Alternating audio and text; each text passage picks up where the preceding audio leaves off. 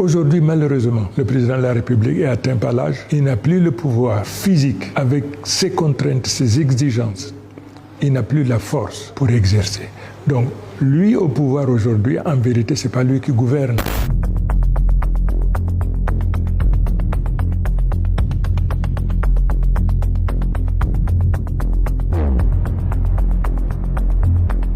On s'aperçoit que, par exemple, durant les 14 dernières années, le chef de l'État qui préside aux destinées de notre nation, qui veille à ce que toutes les institutions se déroulent normalement, n'a pas organisé un seul conseil de ministres.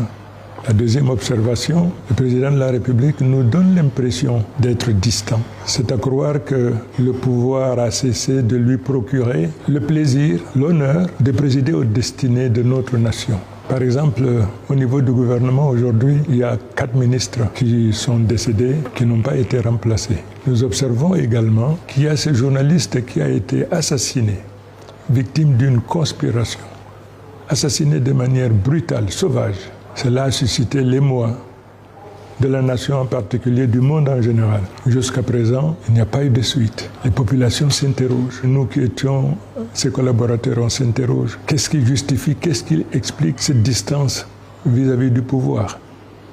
Le chef de l'État nous donne l'impression d'être autiste. S'agissant maintenant de son rapport avec le gouvernement, nous constatons plusieurs symptômes qui convergent vers ce qu'on peut appeler le syndrome de fin de règne. Le gouvernement de la République a cessé d'être un instrument au service de la République. Le gouvernement est aujourd'hui un instrument au service de puissances occultes. Alors ce pouvoir occulte, comme j'en ai parlé tout à l'heure, c'est aussi divisé en 2 clans. Il y a un clan qui appartient à telle famille, à telle caste, et l'autre clan qui appartient aussi à telle autre famille, à telle enseigne, que ce pouvoir, relevant de la souveraineté du peuple, se trouve donc accaparé par ces 2 groupes qui se battent pour le triomphe de leurs intérêts, mais surtout qui se battent dans la perspective du changement du chef de l'État à la tête de la nation. J'avais pris la décision de l'accompagner jusqu'à la fin de sa carrière.